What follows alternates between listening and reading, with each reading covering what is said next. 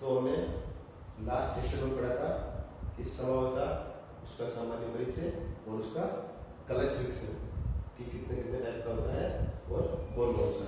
तो उस क्लासिफिकेशन में आपने पढ़ा था कि स्ट्रक्चरल और स्टीरियो आइसोमेरिज्म टू टाइप्स की होती है। स्ट्रक्चरल आइसोमेरिज्म है संरचनात्मक समवायता, आपने कक्षा 11 में पढ़ ली थी। और आपको बताया था कि स्टीरियो आइसोमेरिज्म मतलब त्रिविम समवायता हम पढ़ेंगे इसके अंदर। चैप्टर का नाम अपना यही है। तो आपने देखा होगा कि स्टीरियो आइसोमेरिज्म है वो टू टाइप्स की है, एक तो आपके विन्यासी और एक आपके स्वरूपण।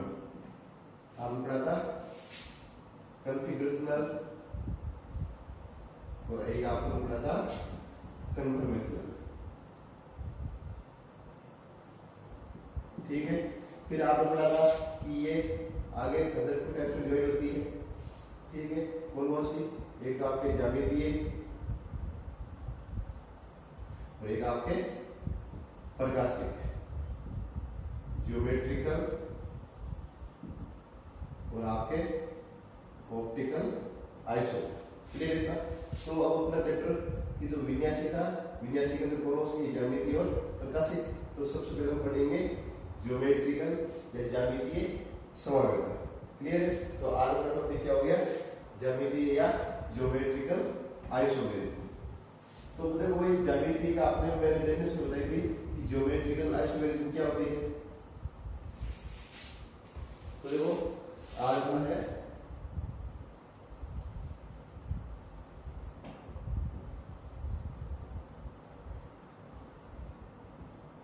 ज्यामितीय समवायता।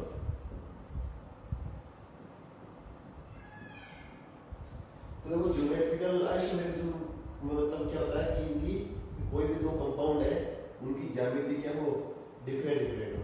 ठीक है, तो इसके लिए कोई ऐसे नहीं कि भाई आपके कार्बन सिंगल बॉन्ड कार्बन या आपके हाइड्रोजन हाइड्रोजन और हाइड्रोजन, ऐसे इधर भी क्या आपके हाइड्रोजन हाइड्रोजन ये अटैच।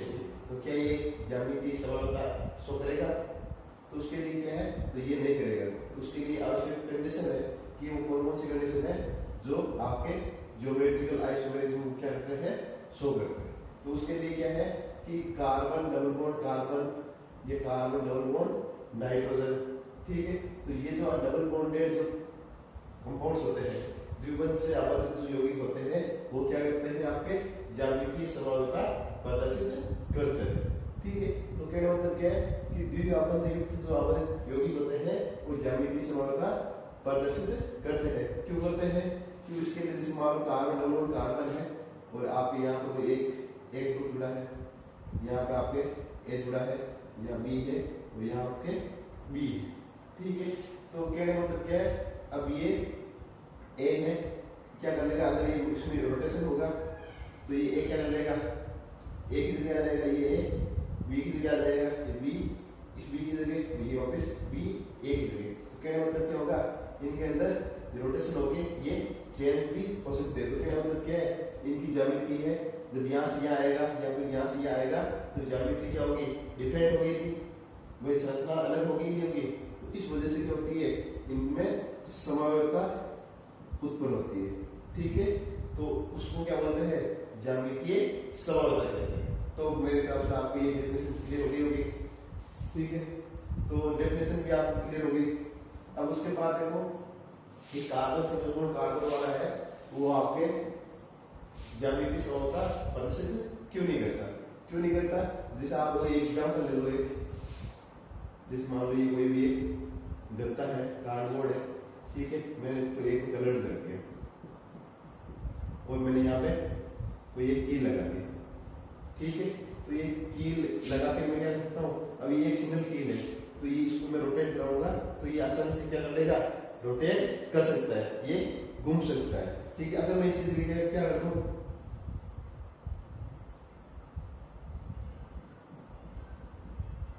मान लो एक कील यहाँ लगा दी, एक कील यहाँ लगा दी, तो क्या मैं इसको रोटेट करा सकता हूँ? देखो दो जगह है तो ये रोटेट नहीं होगा, एक कील आपको निकालनी पड़ेगी तभी क्या होगा? ये घूर्णन करेगा, रोटेट करेगा। ठीक है, तो इसी प्रकार क्या होता है, ये कार्बन सिंगल बॉन्ड जो कार्बन जो होता है इसके अंदर क्या होता है, एकल बंध है, ये क्या है, मुक्त घूर्णन कर सकता है, फ्री रोटेशन कर सकता है। क्यों कर सकता है, क्योंकि इसके लिए क्या होती है, लगभग 5 से 15 किलो कैलोरी प्रति मोल ऊर्जा चाहिए होती है, जो क्या होती है आपके रूम टेम्परेचर पर इजीली अवेलेबल हो जाती है।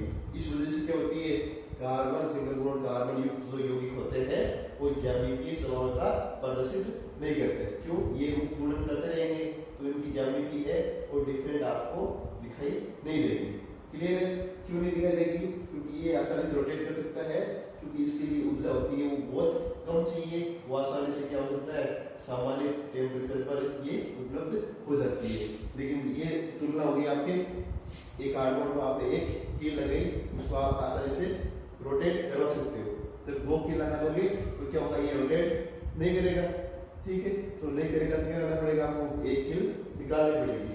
तो कहने मतलब क्या है, कार्बन डबल बॉन्ड कार्बन वाला जो यौगिक है इसके अंदर क्या है, ये जो मुक्त घूर्णन था वो नहीं होता। तो मुक्त घूर्णन नहीं होगा तो उस जुड़े डबल बॉन्ड वाले कार्बन से जुड़े हुए जो परमाणु है वो क्या करेंगे, अपनी विन्यास में भिन्नता प्रदर्शित करेंगे, क्योंकि वो क्या करेंगे, अपनी ज्यामिति भिन्नता प्रदर्शित करके ज्यामितीय समरूपता प्रदर्शित करेंगे। क्लियर है इतना? तो कहने मतलब क्या है, कार्बन डबल बॉन्ड कार्बन या फिर आपके जो चक्रीय यौगिक है, एलिसाइक्लिक कंपाउंड है, वो भी क्या करते हैं, आपके मुक्त घूर्णन शो नहीं करते हैं, और वो क्या करते हैं, आपके ज्यामितीय समानता प्रदर्शित करते हैं। तो अब एक बात आपके और सामने आ गई कि जो सिंगल बॉन्डेड जो परमाणु है, जो यौगिक है, वो ज्यामितीय समानता प्रदर्शित नहीं करते, वो करते हैं जो द्विबंध युक्त यौगिक होते हैं वो, या फिर आपके जो चक्रीय यौगिक है, एलिसाइक्लिक कंपाउंड है, वो क्या करते हैं, ज्यामितीय समानता प्रदर्शित करते हैं। कितना क्लियर हो गया? ठीक है, तो एक तो आपके द्विबंध युक्त यौगिक और दूसरा आपके चक्रीय यौगिक, ये दोनों क्या करते हैं, आपके ज्यामितीय समानता प्रदर्शित करते हैं। क्यों करते हैं? क्योंकि इनके अंदर क्या होता है, मुक्त घूर्णन नहीं होता। क्या मतलब क्या है, रेस्ट्रिक्शन रोटेशन होता है। ठीक है, कोई कंपैरिजन आपके 2 कील वाले गत्ते को नहीं घुमा सकते, वो वाला। ठीक है, मुक्त घूर्णन नहीं होगा तो क्या करेगा, ये ज्यामितीय विन्यास में क्या करेंगे, ये भिन्नता प्रदर्शित करेंगे। ठीक है, जिससे क्या होगा, ये ज्यामितीय समानता प्रदर्शित करेगा। इतना क्लियर हो गया? उसके बाद आगे है आपके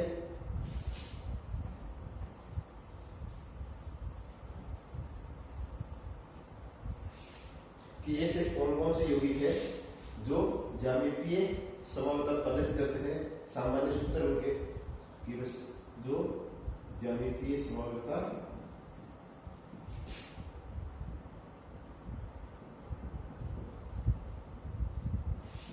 प्रदर्शित करने वाले यौगिकों के सामान्य सूत्र। तो मान लो मैंने बोल दिया Y और Z दो कोई परमाणु है जो डबल बॉन्ड से बॉन्डेड है। ठीक है, और इनके ऊपर क्या है, अगर मान लीजिए इस पे A जुड़ा है और इस पर भी क्या जुड़ा है, B जुड़ा है, इस पर A जुड़ा है, इस पर B जुड़ा है। तो ये इस टाइप के जो कंपाउंड होंगे, ये A और A दोनों क्या है, सेम है, B और B दोनों क्या है, सेम है। तो क्या है कि जो डबल बॉन्ड से जुड़े हुए दोनों परमाणु है, उन पर जो समूह जुड़े हुए हैं वो इस टाइप के जुड़े हो। कहने मतलब क्या है, 2 कंडीशन आ गई आपके ज्यामितीय समानता के लिए। एक तो द्विबंध होना चाहिए, दूसरी बात उन द्विबंध से युक्त जो परमाणु जुड़े हुए हैं उन पर जो समूह जुड़े हैं वो भी क्या होने चाहिए, अलग अलग होने चाहिए। वो क्या होने चाहिए, दोनों अलग अलग होना चाहिए। ये दोनों का ये ए होता, ये भी ए होता, ये ए होता, ये भी ए होता, तो ये ज्यामितीय समानता प्रदर्शित नहीं करता। या तो फिर और एक बात वाई, ये जेड दो परमाणु है, या मान लो आपके ए जुड़ा है, ये आपके वही एक्स मान लो, ये आपके ए जुड़ा है, ये आपके वही बी जुड़ा है, तो ये भी क्या करेगा, इस टाइप के जो है कंपाउंड वो भी ज्यामितीय समानता प्रदर्शित करेंगे। या और देख लो आपके, मान लो आपके ये बी है, ये आपके एक्स है, ये बी है, ये मान लो आपके ए, तो ये है, ये भी क्या करेगा, ज्यामितीय समानता प्रदर्शित करेगा। या फिर आप और देख लो,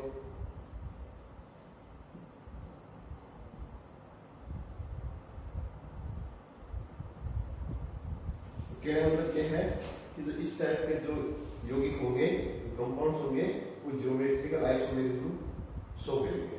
क्लियर हो गया इतना? तो ये ध्यान रखना आपको। फिर इसके बाद और देख लो आप कि ऐसे कौन कौन से सामान्य सूत्र बताऊंगा मैं जो ज्यामितीय समानता प्रदर्शित नहीं करते, ऐसे कौन कौन से यौगिक हैं। तो देखो,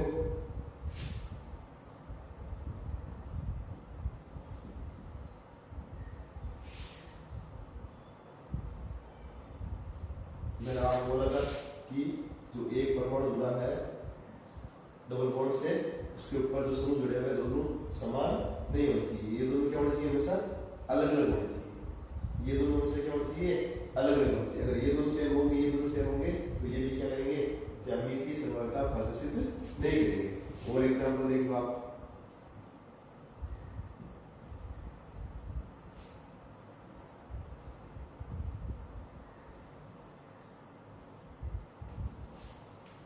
ये है इस टाइप के, ये भी ज्यामितीय समानता प्रदर्शित नहीं करते।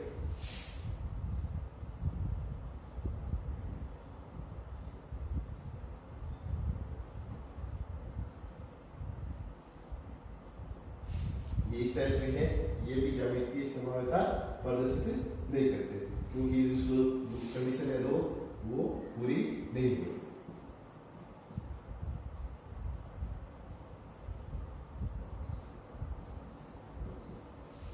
ठीक है, ये भी कंडीशन दोनों पूरी नहीं कर रहा। एक कंडीशन पूरी कर रहा है कि इसके अंदर डबल बॉन्ड है, लेकिन दूसरी कंडीशन क्या है कि इसके ऊपर जुड़े हुए एक परमाणु के दोनों समूह है वो अलग अलग होने चाहिए, लेकिन ये दोनों सेम है, तो दूसरी शर्त पूरी नहीं कर रहा।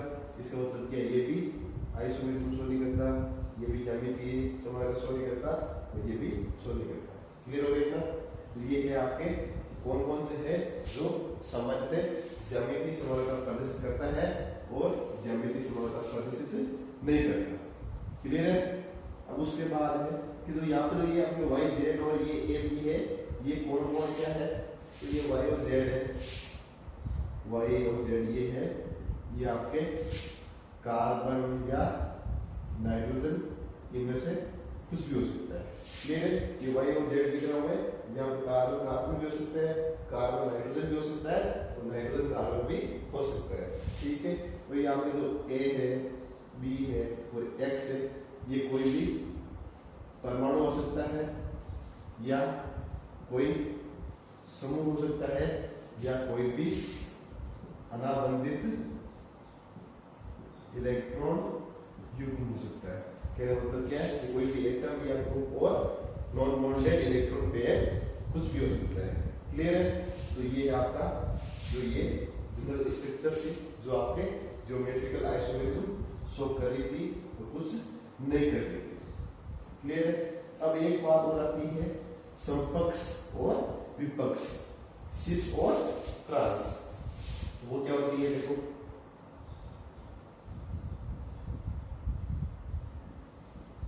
समपक्ष और विपक्ष। ठीक है, तो समपक्ष का मतलब क्या होता है कि कोई भी परमाणु पर जो जुड़े हुए दोनों जो आपके समूह है वो क्या है, अगर एक साइड में है, देखिए एग्जांपल से समझ लो आप, इसे वाई और जेड आपके ये डबल बॉन्डेड एटम है, और यहाँ पर आपके ये ए जुड़ा है, ये आपके बी जुड़ा है, ये आपके ए जुड़ा है, और ये आपके बी जुड़ा है। क्लियर है? तो अगर मान लो ये जो सेम समूह है ये ए और ए है, अगर इस डबल बॉन्ड से ये एक तरफ हो, यहाँ पे डबल बॉन्ड है, इससे ये इस तरफ हो, जब पे तो ये बी है, ये बी दोनों समान समूह एक ही तरफ है। तो कहने मतलब क्या है, जब समान समूह द्विबंध के एक ही तरफ बंधित हो तो वो क्या कहलाता है आपके सिस या समपक्ष। कहने मतलब क्या है, सेम ग्रुप से वो डबल बॉन्डेड कार्बन से सेम साइड में अटैच्ड हो तो वो क्या होंगे आपके सिस होंगे। ट्रांस क्या होगा,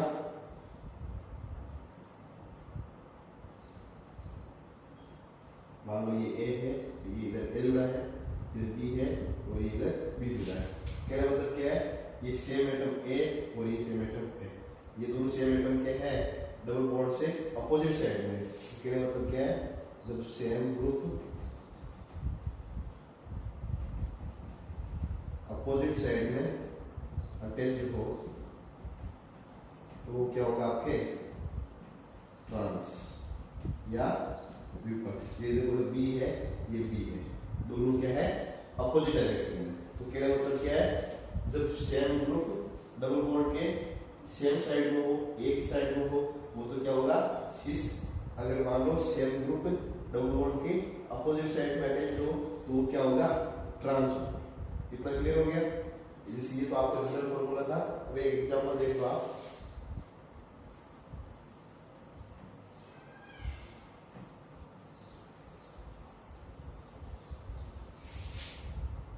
जैसे मान लो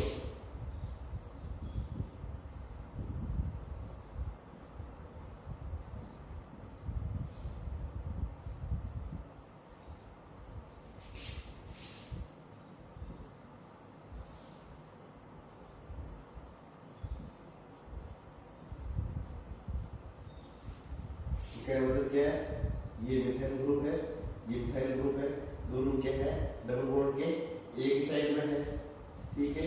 यहाँ पर तो ये मिथाइल ग्रुप है और ये मिथाइल ग्रुप है, डबल बॉन्ड के अपोजिट डायरेक्शन में है। तो सेम साइड वाला भी आपको देखा क्या होता है, सेम साइड वाला क्या होता है सिस और अपोजिट साइड वाला क्या होता है ट्रांस। क्लियर है।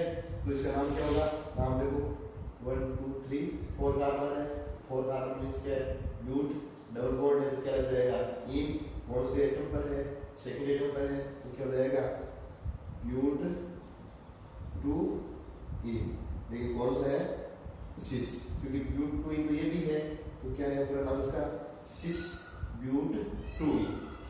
ये क्या है 4 कार्बन वाला है तो क्या है ब्यूट, डबल बॉन्ड कहां पे है सेकंड कार्बन पे, ब्यूट 2 इन, लेकिन ब्यूट 2 इन तो ये भी था लेकिन ये कौन सा है ट्रांसफॉर्म, ठीक है। तो सिस ब्यूट 2 इन है वो इस टाइप का है, ट्रांस ब्यूट 2 इन है वो इस टाइप में होगा। क्लियर इतना समझ आ गया सिस और ट्रांस। उसके बाद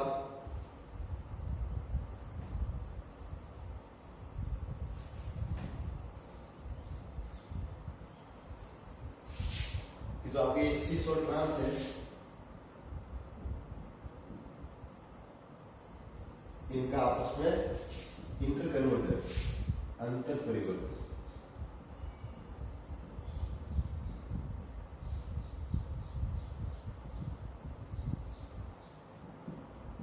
inter conversion of cis and trans, ठीक है।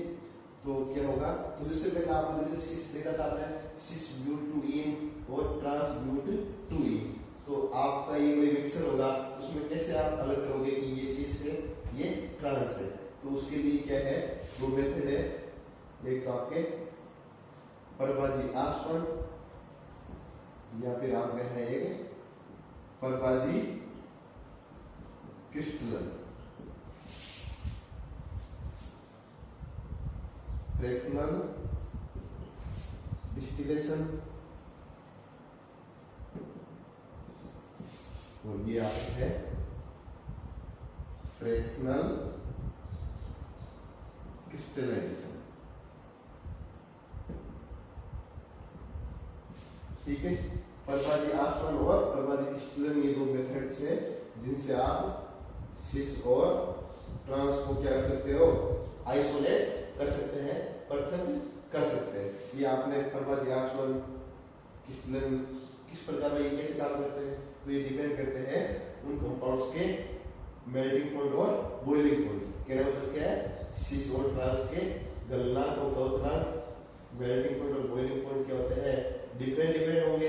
तो जब इनको आप क्या करोगे, हीट करोगे, तो हीट करने पे क्या होगा कि जो जिनका मेल्टिंग पॉइंट या बॉइलिंग पॉइंट कम होगा वो पहले मेल्ट होगा या बॉइल होगा, वो क्या हो जाएगा, उस पर्वत की आसमान जो होगी उसके अंदर क्या ट्यूब में नीचे ले जाएगा, वो अलग हो जाएगा। तो इस प्रकार से क्या होगा, मेल्टिंग पॉइंट और बॉइलिंग पॉइंट के बेस पर उनका पर्वत या आसमान काम करेगा और उससे आप उनको दोनों को पृथक कर सकते हो, आइसोलेट कर सकते हो।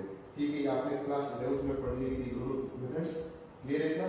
तो अब उसके बाद अगला क्या था आपके, अंतर परिवर्तन या inter conversion of cis and trans isomers, कि हम इनको कैसे एक दूसरे में परिवर्तित करेंगे। पहली बात तो आप समझो कि सिस को ट्रांस में कन्वर्ट कर सकते हैं और ट्रांस को सिस में कन्वर्ट कर सकते हैं। क्या मतलब क्या है, सिस ट्रांस में चेंज हो सकता है और ट्रांस सिस में चेंज हो सकता है। कैसे भाई, तो अभी आपने देखा था कि इसके लिए दो आवश्यक कंडीशन क्या थी, कि एक तो क्या होना चाहिए, डबल बॉन्ड होना चाहिए, दूसरी बात डबल बॉन्ड से जुड़े हुए जो परमाणु है उनके ऊपर जो समूह है वो क्या होना चाहिए, असमरूप होना चाहिए, मतलब नॉन आइडेंटिकल होने चाहिए। ठीक है, एक तो डबल बॉन्ड या साइक्लिक, दूसरा क्या है, जुड़े हुए समूह है वो अलग अलग या असमरूप या नॉन आइडेंटिकल होना चाहिए। ये दो कंडीशन से वो आपको हमेशा दिमाग में रखनी है कि ज्यामितीय समरूपता होगी तब ये दोनों चीजें देखोगे आप पहले, तब पता लग जाएगा कि इसके अंदर ज्यामितीय समरूपता होगी। उसके बाद आप देखोगे कि ये कौन है, सिस है या फिर ट्रांस है और किस वजह से इसके अंदर ज्यामितीय समरूपता या ज्योमेट्रिकल आइसोमेरिज्म है वो शो करता है। क्लियर है इतना। तो अब देखो सिस है, जिस मान लो आपका ये कोई भी मान लो इस पे आपके नॉन आइडेंटिकल ग्रुप जुड़े हुए, इधर भी नॉन आइडेंटिकल ग्रुप जुड़े हुए, और आप क्या करोगे, इसको हीट करोगे।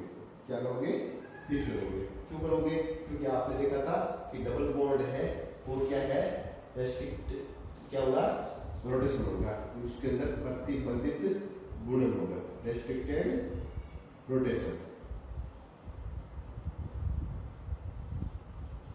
रेस्ट्रिक्टेड रोटेशन होगा, जिसकी वजह से क्या करेगा वो आपके ज्योमेट्रिकल कंफ्यूजन है वो डिफरेंट शो करेगा और ज्योमेट्रिकल आइसोमेरिज्म क्या होगी, फॉर्म होगी। क्लियर है। तो कहने मतलब क्या, जब यहाँ पे डबल बॉन्ड है इसका मतलब क्या है, रेस्ट्रिक्टेड रोटेशन है, प्रतिबंधित घूर्णन है, और आपको क्या करना है, सिस को ट्रांस में चेंज करना है। तो ऐसे तो क्या होगा, जब घूर्णन नहीं होगा तब ये क्या होगा, सिस को ट्रांस में चेंज कर सकते हो आप, नहीं कर सकते ना भाई। मैंने अभी क्या बताया था आपको कि ये वाई या जेड, यहाँ पर ए है, यहाँ बी और बी है। जब घूर्णन होगा इसके अंदर तो घूर्णन से क्या होगा, ए बी की जगह आएगा और बी ए की जगह। तो कहने मतलब क्या है, जब ए बी की जगह आएगा तो बी ए की जगह आएगा, तब ये क्या बढ़ जाएगा,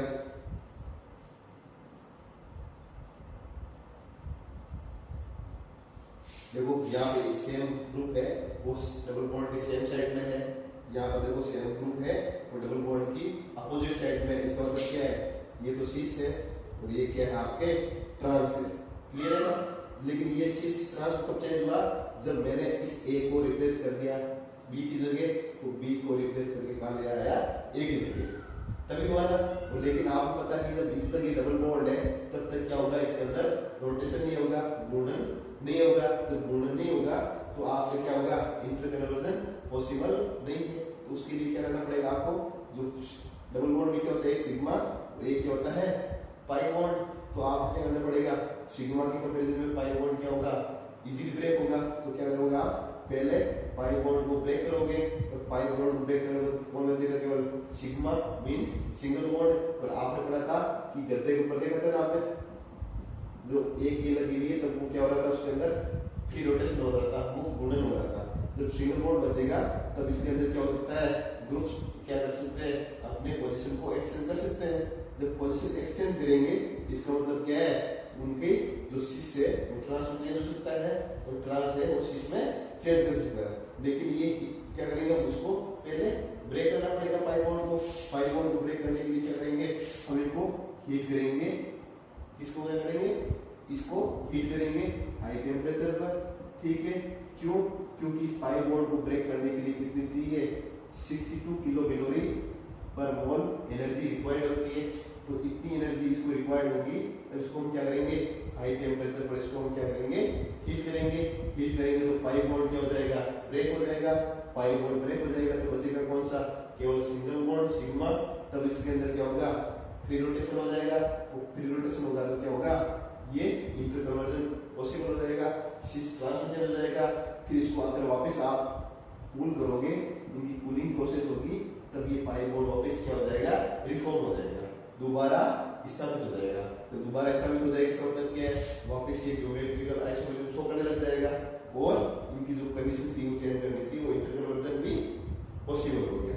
तो कहने का मतलब क्या है, आप सिस को ट्रांस में, ट्रांस को सिस में चेंज कर सकते हो। कैसे, हाई टेम्परेचर पर उसको हीट करके पाई बॉन्ड ब्रेक करोगे, उसके बाद फ्री रोटेशन होगा। फ्री रोटेशन से क्या होंगे, ग्रुप्स अपनी पोजीशन एक्सचेंज करेंगे, सिस ट्रांस में चेंज होगा, ट्रांस सिस में चेंज होगा। फिर वापस कूलिंग करोगे तो पाई बॉन्ड दोबारा क्या हो जाएगा, रिफॉर्म हो जाएगा, पूरा स्थापित हो जाएगा और क्या हो जाएगा, आपके ज्यामितीय समरूपता शो करने लग जाएगा। क्लियर है इतना? तो ये आपका आज का टॉपिक हो गया ज्यामितीय समरूपता, उसका सामान्य परिचय और वो कौन कौन से यौगिकों के अंदर ज्यामितीय समरूपता प्रदर्शित होती है और वो सिस और ट्रांस क्या होती है। क्लियर है?